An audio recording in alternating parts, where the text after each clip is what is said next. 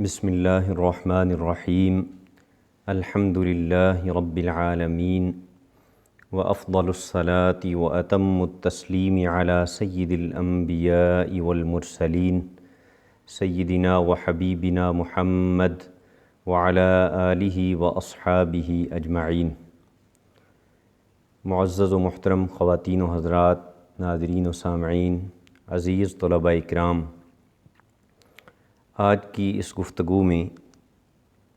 میں آپ کے سامنے اسلامی تاریخ کی ایک عظیم المرتبت شخصیت، جن کے متعلق اگر یہ کہا جائے تو اس میں کوئی مبالغہ نہیں ہوگا کہ صرف اسلامی تاریخ میں نہیں بلکہ انسانیت کی تاریخ میں ان جیسے عظیم انسان بہت ہی کم تعداد میں سامنے آئے۔ امام ابو حامد محمد الغزالی رضی اللہ تعالی عنہ، ان کی زندگی کے متعلق اور ان کی تعلیمات کے متعلق چند باتیں عرض کرنا چاہتا ہوں۔ امام ابو حامد محمد بن محمد الغزالی رضی اللہ تعالی عنہ کا ایک طالب علم تھا جس نے آپ سے علم دین حاصل کیا۔ علم دین حاصل کرنے کے بعد جب وہ واپس اپنے علاقے میں گیا تو اس نے وہاں سے جا کے امام غزالی رضی اللہ تعالی عنہ کو ایک خط لکھا، اور اس خط میں اس طالب علم نے یہ گزارش کی کہ استاذ محترم، میں نے آپ سے بہت سے علوم پڑھے ہیں، لیکن میں یہ جاننا چاہتا ہوں کہ آپ مجھے واضح لفظوں میں یہ بتا دیجئے کہ کون سے علوم ایسے ہیں جو مجھے آخرت میں فائدہ دیں، میری قبر میں قیامت کے دن وہ میرے لیے مفید ثابت ہوں، اور آپ مجھے ایک ایسا نصیحت نامہ لکھ دیجئے کہ جسے میں زندگی بھر اپنے ساتھ رکھوں، دن رات اس پہ عمل کروں اور کامیاب ہو جاؤں۔ تو امام غزالی رحمۃ اللہ تعالی علیہ نے اپنے اس شاگرد کے اس خط کے جواب میں ایک مختصر سا رسالہ لکھا، 8-10 صفحات پہ مشتمل ہے، اور علماء، طلباء، اہل علم کے درمیان وہ بڑا مشہور ہے۔ اس کا نام ہے ایھا الولد، اے بیٹے۔ اس میں امام غزالی رضی اللہ تعالی عنہ نے اپنی تمام زندگی کا نچوڑ، اپنی تمام کتابوں کا لب لباب اور جوہر جمع فرما دیا۔ علماء فرماتے ہیں کہ دین کے طلباء کو، اہل علم کو، علماء کو بار بار اس کتاب کا، اس رسالہ کا مطالعہ ضرور کرنا چاہیے۔ اس میں امام غزالی رحمہ اللہ تعالی نے وہ تمام اخلاق بیان فرما دیے ہیں کہ جن کی ایک طالب علم کو اور عالم بن جانے کے بعد ایک عالم دین کو قدم قدم پہ ضرورت پڑتی ہے۔ امام غزالی رحمۃ اللہ تعالی علیہ کے اس رسالے کے مضامین تو میں اگلی نشستوں میں آپ حضرات کے سامنے عرض کروں گا، اور ہماری یہ کوشش ہوگی کہ ہم 2-4 نشستوں میں اس پورے رسالے کو سمجھ کے پڑھ لیں۔ لیکن اس سے پہلے میں آج کی گفتگو میں آپ کو امام غزالی رضی اللہ تعالی عنہ کی زندگی کی کہانی سنانا چاہتا ہوں، تاکہ آپ کو پتہ چلے کہ یہ رسالہ جس عالم دین کے قلم سے نکلا، اس کی اپنی زندگی میں کتنے اتار چڑھاؤ آئے، وہ کن کن مراحل سے گزرے، اور جس مرحلے میں ان سے ان کے طالب علم نے نصیحت طلب کی اور انہوں نے یہ 8-10 صفحات قلم بند کیے، اس وقت وہ خود اخلاق کے کس رتبے پہ فائز تھے، اور زندگی کے کن کن معاملات کو دیکھ چکے تھے، اور کون کون سے حالات و واقعات ان پہ بیت چکے تھے۔ ہمارے آج کل کے نظام تعلیم میں صدیوں سے جو المیہ چلا آ رہا ہے وہ یہ ہے کہ تعلیم تو ہے لیکن تربیت اور اخلاق رخصت ہو چکے ہیں۔ بڑے بڑے اہل علم جب بات کرتے ہیں آپس میں، کسی دوسرے عالم دین کے ساتھ ان کی گفتگو ہوتی ہے، کسی دوسرے مکتبہ فکر کے کسی عالم کے ساتھ ان کا مباحثہ یا مکالمہ ہوتا ہے تو ان کے انداز گفتگو کو سن کر اور دیکھ کر انسان حیرت میں ڈوب جاتا ہے کہ اس نے اتنا طویل عرصہ علم دین حاصل کر کے بھی اس علم سے کیا فائدہ حاصل کیا۔ اس المیے کو دور کرنے کے لیے، اس نقصان کی تلافی کے لیے ہمیں امام غزالی رضی اللہ تعالی عنہ جیسے عظیم مصلحین اور ماہرین اخلاقیات کی طرف متوجہ ہونا چاہیے، ان کی کتابیں پڑھنا چاہیے اور ان سے سیکھنا چاہیے کہ ایک عالم دین کے اخلاق کیا ہیں، ایک طالب علم کے آداب کیا ہیں اور ایک عالم دین کو معاشرے میں اپنی زندگی کیسے گزارنی ہے۔ تو آئیے امام غزالی رضی اللہ تعالی عنہ کی اپنی زندگی کی کہانی میں آپ کو سناتا ہوں۔ امام غزالی رضی اللہ تعالی عنہ کا نام محمد ہے، ان کے والد کا نام بھی محمد ہے، دادا کا نام بھی محمد ہے۔ ابو حامد ان کی کنیت ہے اور خراسان کے علاقے میں ایک ضلع ہے طوس، اس کا ایک شہر ہے طابران، جس میں امام غزالی 450 ہجری میں پیدا ہوئے۔ ان کے والد عالم نہیں تھے اور انہیں اس بات کا بہت اچھی طرح احساس تھا کہ میں عالم نہیں بن سکا۔ یہ حسرت تھی کہ اللہ تعالیٰ نے مجھے 2 بیٹے عطا فرمائے ہیں، میں تو عالم نہیں بن سکا، یہ عالم بن جائیں۔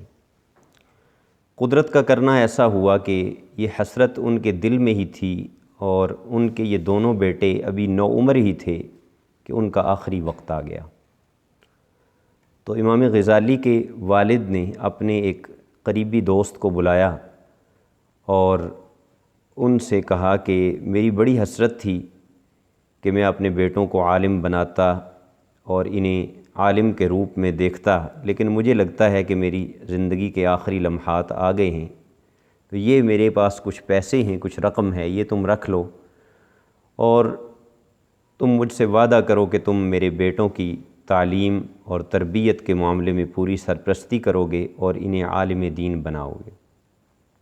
اس دوست نے وعدہ کر لیا۔ امام غزالی کے والد فوت ہو گئے۔ ان کے وصال کے بعد ان کے دوست نے ان دونوں بھائیوں کو ایک استاذ کے پاس پڑھنے کے لیے داخل کروا دیا۔ اس دور میں جن لوگوں کے پاس پیسے ہوتے تھے تو وہ مدارس میں داخلہ لینے کی بجائے علماء کے پاس جا کے ان کے گھروں میں پڑھا کرتے تھے اور فیس دیا کرتے تھے تاکہ تھوڑے وقت میں زیادہ پڑھا جا سکے۔ تو یہ دونوں بھائی، امام غزالی بھی جن کا نام محمد ہے اور ان کے دوسرے بھائی ان کا نام احمد ہے، یہ دونوں پڑھنے لگ گئے۔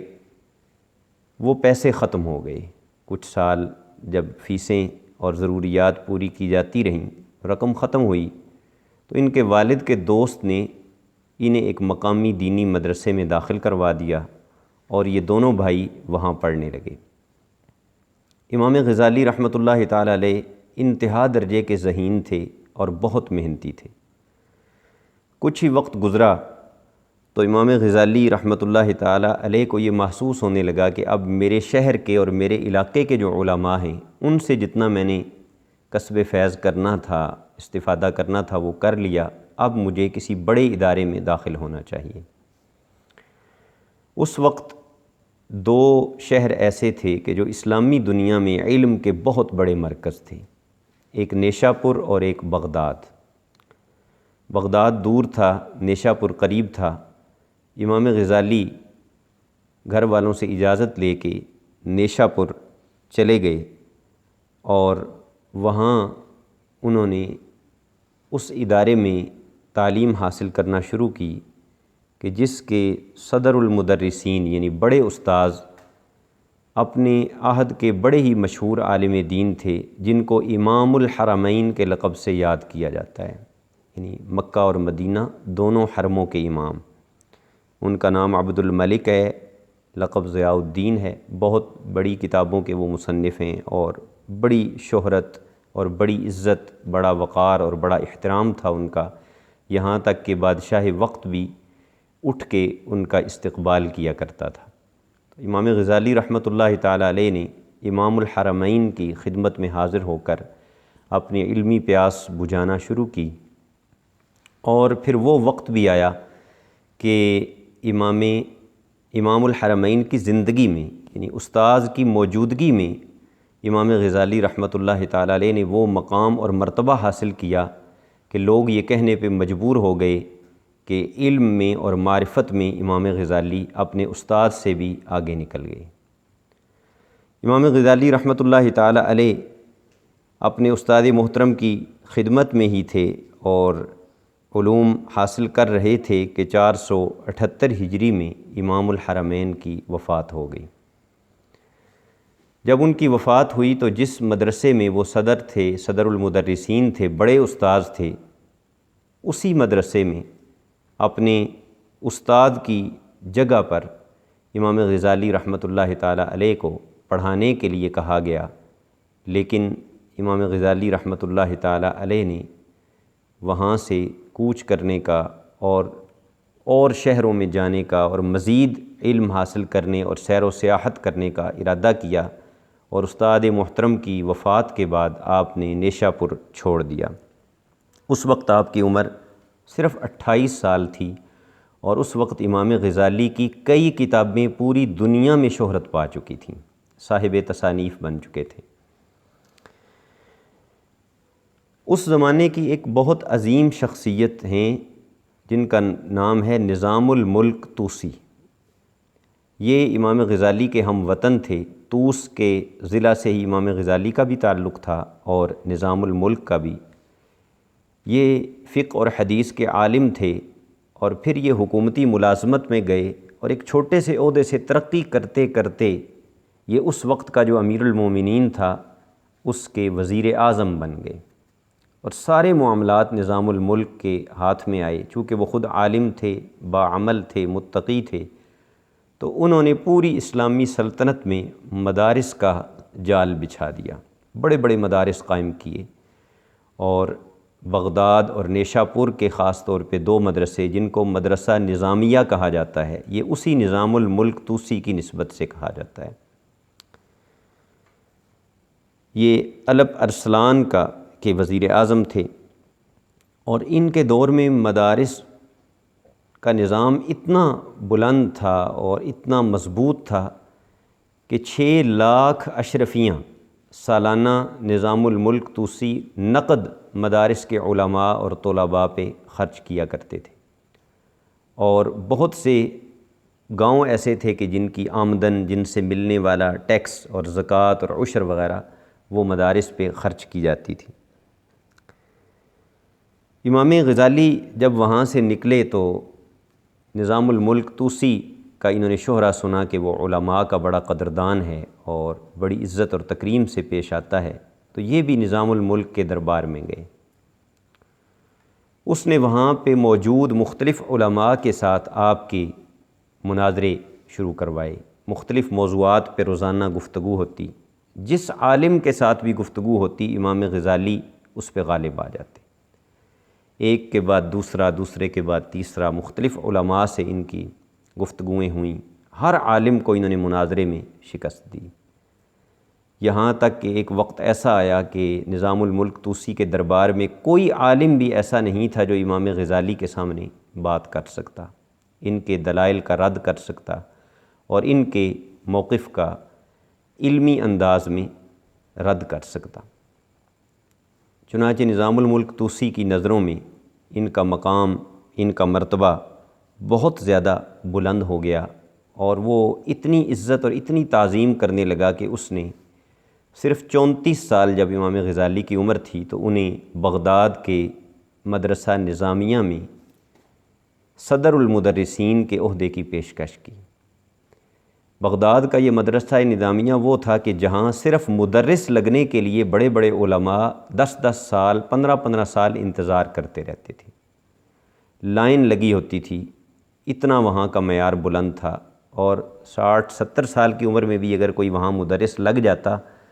تو وہ سمجھتا تھا کہ میری محنت رائے گاں نہیں گئی۔ تو صرف 34 سال آپ کی عمر تھی جب آپ کو یہ پیشکش ہوئی، اور آپ جامعہ نظامیہ بغداد میں مدرس ہو گئے۔ جامعہ نظامیہ بغداد میں مدرس ہونے کی وجہ سے معاشرے کے اندر جو امام غزالی کی پہچان تھی، لوگوں کی نظروں میں جو ان کا مقام اور مرتبہ تھا، وہ اور زیادہ بلند ہوا۔ وزیر اعظم ان کا ذاتی دوست تھا،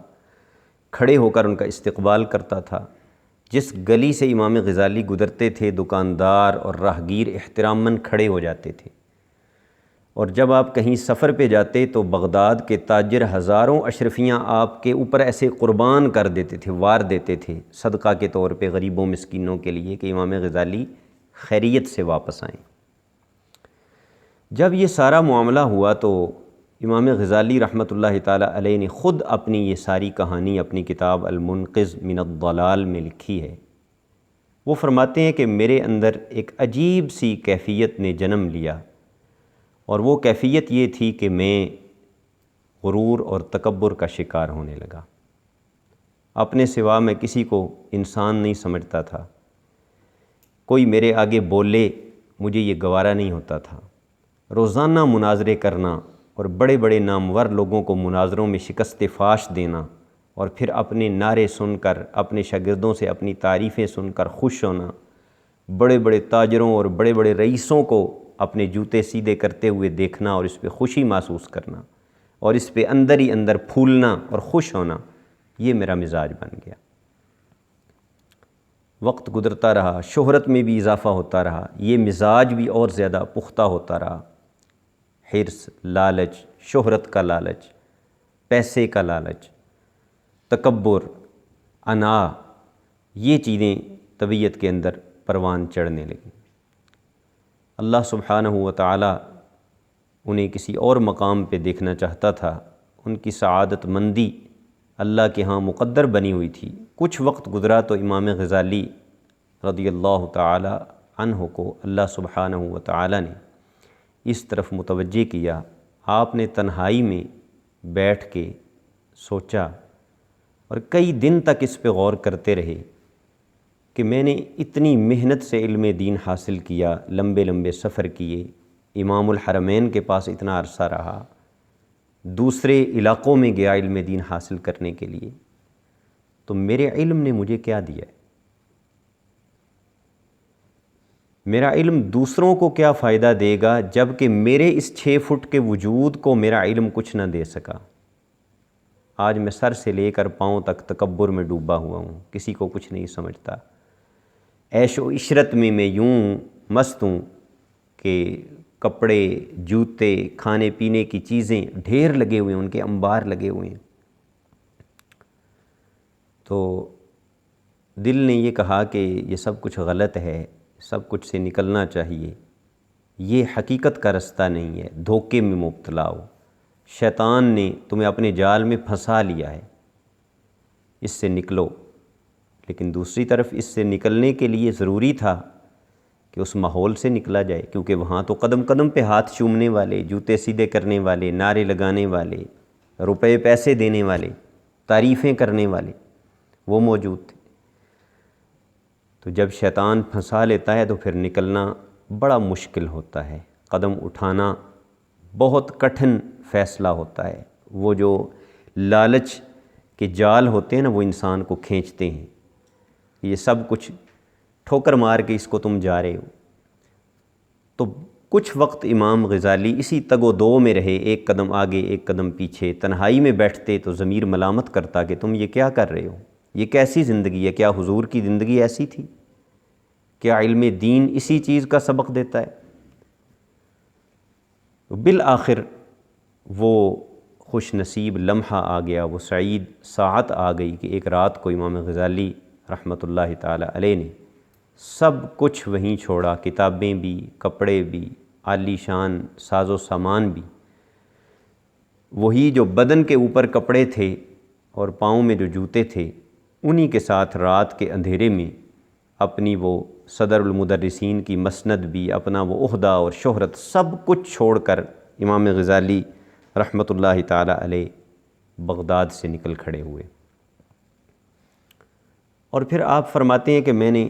ایک ایک علم کو سامنے رکھ کے غور کیا کہ اس کیفیت سے مجھے کون سا علم نکال سکتا ہے۔ اور میں نے جب ان علوم کے ماہرین کی زندگیاں دیکھیں، مثلاً وہ کہتے ہیں کہ میں نے جب فقہ پہ غور کیا تو میں نے دیکھا کہ اکثریت مفتیوں کی ایسی ہے جو چند ہزار پہ اپنا ایمان بیچ دیتے ہیں، کسی کی سفارش آ جائے تو مسئلہ تبدیل کر دیتے ہیں، کوئی چھوٹی سی دھمکی دے دے تو اس کے لیے حکم شرع میں ترمیم کر دیتے ہیں، ان کے دل خوف خدا سے خالی ہیں۔ پھر میں نے علم الکلام، علم العقائد کے ماہرین کو دیکھا تو میں نے دیکھا کہ وہ دن رات مناظروں میں لگے ہوئے ہیں، ان کو اس بات سے خوشی ہوتی ہے کہ ان کا فریق مخالف اپنی غلط بات پہ اڑا ہوا ہے، وہ اس کو ہدایت کی طرف لا کے خوش نہیں ہیں، وہ اسے شکست دے کے خوش ہیں، وہ اسے گرا کے خوش ہیں۔ تو ایک ایک علم پہ فرماتے ہیں کہ میں نے پھر دوران سفر غور کیا، سوچا، دیکھا، تو بالآخر امام غزالی رحمۃ اللہ تعالیٰ علیہ فرماتے ہیں کہ مجھے یہ بات سمجھ آئی، اور جو نتیجہ میں نے نکالا اور جہاں پہ جا کے میرا دل بھی اور میرا ذہن بھی رک گیا،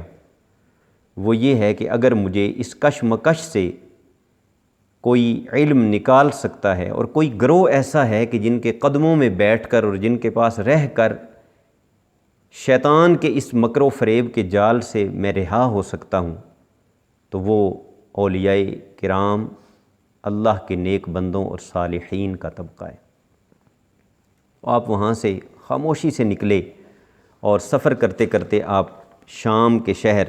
دمشق میں چلے گئے، اور وہاں ایک بڑی تاریخی اور مشہور مسجد ہے جسے جامع اموی کہا جاتا ہے، جس میں حضرت زکریا علیہ السلام جو اللہ کے پیغمبر ہیں ان کا مزار پر انوار بھی ہے۔ اس مسجد میں جا کے آپ نے ڈیرا لگا لیا، مسجد میں جھاڑو دیتے، صفائی کرتے، مراقبہ کرتے، ساری رات نوافل میں گزارتے، کھانا پینا صرف اتنا کر دیا کہ جس سے زندگی کا سلسلہ چلتا رہے، اور دن رات اللہ سبحانہ و تعالیٰ سے استغفار میں، توبہ و زاری میں مشغول ہوئے۔ اللہ سبحانہ و تعالیٰ نے کرم کیا، دل کے وہ پردے ہٹے، حقیقت کا سورج طلوع ہوا، اپنی سابقہ زندگی پر ندامت اور شرمندگی کے آنسو بہائے، اللہ سبحانہ و تعالیٰ سے صدق دل سے توبہ کی اور ایک نئی زندگی کا آغاز کیا، اور یہ نئی زندگی عمل کی زندگی تھی، اخلاق کی زندگی تھی۔ اس میں امام غزالی رضی اللہ تعالی عنہ فرماتے ہیں کہ میں نے یہ محسوس کیا کہ باقی سارے علوم ایسے ہیں جن کا تعلق قال کے ساتھ یعنی گفتگو کے ساتھ ہے۔ آپ صرف و نحو کے ماہر بننا چاہتے ہیں تو چند چیزیں ہی آپ کو رٹنا پڑیں گی، یاد کرنا پڑیں گی، آپ ماہر بن جائیں گے۔ آپ فقیہ بننا چاہتے ہیں تو مسائل یاد کرنے پڑیں گے، آپ فقیہ بن جائیں گے۔ لیکن وہ فرماتے ہیں کہ میں نے یہ نتیجہ نکالا کہ جو تصوف ہے، احسان ہے، یہ ایسا علم ہے کہ جس کا تعلق قال سے یعنی گفتگو سے نہیں ہے، اس کا تعلق حال اور کیفیت سے ہے۔ یہ جب تک اپنے اوپر طاری نہ کیا جائے تو اس کا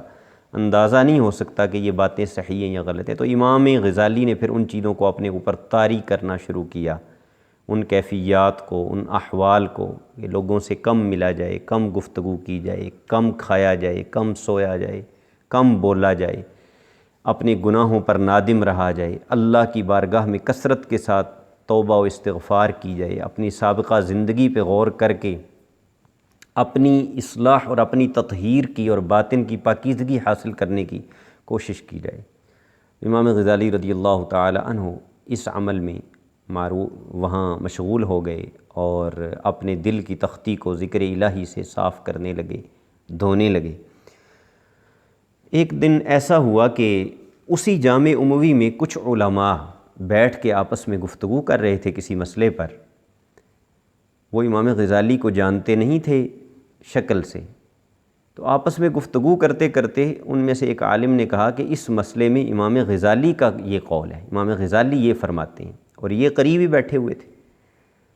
تو جب یہ دیکھا کہ میرا نام تو اب یہاں بھی پہنچ گیا ہے، اور ہو سکتا ہے کل یا پرسوں میرا پردہ چاک ہو جائے اور لوگوں کو پتہ چل جائے کہ جس غزالی کا ہر طرف چرچا ہے وہ تو یہی ہے، تو اسی رات آپ نے جو تھوڑا بہت سامان تھا گٹھڑی باندھ دی اور دمشق کو چھوڑا اور بیت المقدس چلے گئے، صرف اس لیے کہ میں وہاں رہوں جہاں مجھے کوئی جانتا نہ ہو، لوگ میری تعظیم کر کے مجھے تکبر اور انانیت میں مبتلا نہ کریں۔ تو پھر آپ بیت المقدس گئے، وہاں بھی طویل عرصہ عبادت کرتے رہے، وہاں سے پھر حج کا ارادہ کیا، مکہ مکرمہ چلے گئے، کئی سال پھر مکہ مکرمہ رہے، مدینہ طیبہ حاضری دی، مصر اور اسکندریہ کا سفر کیا، وہاں علماء سے، اولیاء اللہ سے، صالحین سے ملتے رہے۔ اور اب یہ پہلے والے امام غزالی نہیں تھے، اب یہ ایک متکبر انسان نہیں تھے، اب ان میں سر بسر عاجزی اور انکساری تھی۔ اب یہ اپنے آپ کو دنیا کا سب سے کم ترین انسان سمجھتے تھے اور ہر ایک کو اپنے سے افضل، برتر، اعلیٰ سمجھتے تھے۔ اب ان کی خواہش یہ تھی کہ ہر کوئی ہدایت پہ آ جائے۔ اب یہ کسی کو پچھاڑنا نہیں چاہتے تھے، بلکہ دوسروں کا بھلا چاہتے تھے، دوسروں کے لیے خیر چاہتے تھے۔ تو 499 ہجری میں آپ حضرت ابراہیم خلیل اللہ علی نبینا و علیہ الصلاۃ والسلام کے مزار پہ گئے۔ وہاں جا کر آپ نے بہت وقت گزارا، بڑی روحانیت آپ فرماتے ہیں کہ مجھے یہاں محسوس ہوئی۔ اور یہاں حضرت ابراہیم کے مزار پہ کھڑے ہو کر امام غزالی فرماتے ہیں کہ میں نے اللہ سے 3 وعدے کیے، اپنے رب سے 3 وعدے کیے۔ یا اللہ، میں تیرے اس نبی کی قبر پہ کھڑا ہو کے تجھ سے یہ وعدہ کرتا ہوں کہ یہ 3 کام میں زندگی بھر نہیں کروں گا۔ ان میں سے پہلا کام یہ تھا کہ میں زندگی بھر کبھی کسی بادشاہ کے دربار میں نہیں جاؤں گا، کیونکہ دیکھ چکے تھے کہ بادشاہوں کے قرب کا نتیجہ کیا ہوتا ہے، ان کے پاس جانے سے کیسے ایمان سے انسان محروم ہوتا ہے اور انسان کا ایمان کیسے اس کے ہاتھوں سے نکل جاتا ہے۔ دوسرا وعدہ یہ کیا کہ کسی بھی بادشاہ کی طرف سے کوئی تحفہ، کوئی عطیہ، کوئی تنخواہ، کوئی بھی چیز مال و دولت کی قسم میں قبول نہیں کروں گا۔ اور تیسرا وعدہ جو امام غزالی حضرت ابراہیم کی قبر پہ کھڑے ہو کے علیہ السلام اللہ سے کر رہے تھے، وہ یہ ہے کہ یا اللہ، میں زندگی بھر کسی سے مناظرہ نہیں کروں گا، کسی سے مباحثہ نہیں کروں گا۔ وہ جانتے تھے کہ مناظرے اور مباحثے کا مقصد اس دور میں حق تک پہنچنا نہیں، دوسروں کو ہرانا، دوسروں کو شکست دینا، اپنا جھنڈا اونچا کرنا، اپنے شاگردوں میں اپنی شہرت قائم کرنا، اپنی اشتہار بازی اور اپنا نام و نمود، اس کے سوا اور کچھ نہیں۔ امام غزالی نے یہ 3 وعدے کیے اور پھر زندگی بھر آپ ان وعدوں پہ پوری طرح کاربند رہے۔ اسی لمبے سفر کے دوران جو آپ کی زندگی کا ایک نیا موڑ تھا، آپ نے اپنی وہ کتاب لکھی کہ جس کے متعلق اہل علم فرماتے ہیں کہ اس جیسی کتاب دنیا میں نہیں لکھی گئی، اور وہ احیاء و علوم الدین ہے، جس کا ایک ایک لفظ تیر بن کے دل میں اترتا ہے، اور آج تک لاکھوں لوگوں کی زندگیوں کو وہ کتاب بدل چکی ہے۔ اس میں امام غزالی رضی اللہ تعالی عنہ نے ان تمام باتوں کو بڑی تفصیل سے بیان کیا ہے کہ جو انسان کو زندگی کے کسی بھی مرحلے میں اخلاقی بربادی تک پہنچا سکتی ہیں۔ اور پھر آپ نے اس میں یہ بتایا ہے کہ شیطان کے پاس ہر طبقے کے لیے جال ہیں، ہر طبقے کے لیے ہتھیار ہیں، ہر طبقے کے لیے اس کے پاس ایک نیا ہتھیار ہے، اور اہل علم کے لیے سب سے زیادہ ہتھیار اس کے پاس ہیں۔ وہ اہل علم کو ان کے علم کا غرور اور گھمنڈ دکھا کر گمراہ کرتا ہے۔ وہ انہیں اس طرح گمراہ کرتا ہے کہ دیکھو تمہارے کتنے جاننے والے ہیں، کتنے ماننے والے ہیں، لوگ تمہیں کس طرح چاہتے ہیں، تمہارا کس طرح احترام کرتے ہیں، تمہاری جوتیاں سیدھے کرنے والے، تمہارے ہاتھ چومنے والے کتنے ہیں۔ پھر ایک وقت آتا ہے کہ انسان کو اپنی غلط بھی غلط نظر نہیں آتی، کو غلط قدم اٹھا کے واپس پلٹنے کو اپنی توہین سمجھتا ہے۔ وہ یہ سمجھتا ہے کہ میں جس رتبے پہ اب فائز ہو گیا ہوں، اب مجھ سے تو غلطی ہو ہی نہیں سکتی، میری زبان سے حق کے سوا کچھ نکل نہیں سکتا۔ امام غزالی رضی اللہ تعالی عنہ کی زندگی کا یہ واقعہ انسانی تاریخ کے خوبصورت ترین اور عجیب ترین واقعات میں ہے کہ کس طرح اللہ سبحانہ و تعالی نے اخلاقی تنزل اور گراوٹ میں سے نکال کر آپ کو وہ مقام عطا کیا کہ جہاں آپ پوری انسانیت کے عظیم ترین ماہرین اخلاق میں سے ایک ماہر اخلاق بن کے سامنے آئے۔ امام غزالی رضی اللہ تعالی عنہ نے بڑی گہرا غور و فکر کیا اس بات پر کہ معاشرے میں بد اخلاقی کیسے پھیلتی ہے، لوگوں میں بری عادتیں کیسے پروان چڑھتی ہیں، معاشرے کا بیڑا غرق کیسے ہوتا ہے۔ آج ہم اپنے معاشروں پہ غور کریں تو ہمیں ہر طرف یہ نظر نہیں آتا کہ لوگ ملاوٹ کرتے ہیں، لوگ 2 نمبر دھندے کرتے ہیں، دوسروں کا مال کھاتے ہیں، ذخیرہ اندوزی کرتے ہیں، مشکل ترین حالات میں بھی لوگ ایک دوسرے کے گلے کاٹنے پہ تیار ہیں، کسی کے اندر دوسرے کے لیے احساس نہیں، درد نہیں، تکلیف نہیں، کسی کے غم میں کوئی غم زدہ نہیں، ہر کسی کو اپنی اپنی پڑی ہوئی ہے۔ تو امام غزالی رحمۃ اللہ تعالی علیہ نے اس بات پہ غور کی کہ اس کی بنیاد کیا ہے۔ یہ آخری بات ہے آج کی گفتگو کی، اور اس کے بعد انشاءاللہ اگلی گفتگوؤں میں ہم ان کا جو رسالہ ہے ایھا الولد اس کو حرف بحرف پڑھیں گے اور اس سے سیکھنے کی کوشش کریں گے۔ وہ سبق جو امام غزالی نے اپنے اس طالب علم کو دیا اور در حقیقت وہ ہم سب کے لیے ہے، قیامت تک آنے والے طلباء کے لیے ہے، اہل علم کے لیے۔ امام غزالی نے رزلٹ جو نکالا اور انہوں نے جو بنیاد تلاش کی، اسے پڑھ کے دل کانپ اٹھتا ہے کہ وہ بنیاد کیا تھی، اور آج ہم اسے اپنی آنکھوں کے سامنے سچا ہوتا دیکھتے ہیں۔ امام غزالی احیاء العلوم میں فرماتے ہیں فساد الرعایا بفساد الملوک، کہ معاشرے میں جو رعایا ہوتی ہے، عوام ہوتے ہیں، عوام تب برباد ہوتے ہیں، عوام میں تب فساد آتا ہے، یعنی اخلاقی بربادی عوام میں تب آتی ہے جب بادشاہ بد اخلاق ہوتے ہیں، بادشاہوں میں کمینگی ہوتی ہے، جو بڑے لیڈر ہوتے ہیں، سیاسی سربراہان مملکت ہوتے ہیں، وزراء ہوتے ہیں، جب وہ بد اخلاق اور کمینہ صفت ہوتے ہیں تو پھر مخلوق، عوام الناس، پبلک پھر وہ بد اخلاق بنتی ہے۔ اور فرمایا وفساد الملوک بفساد العلماء،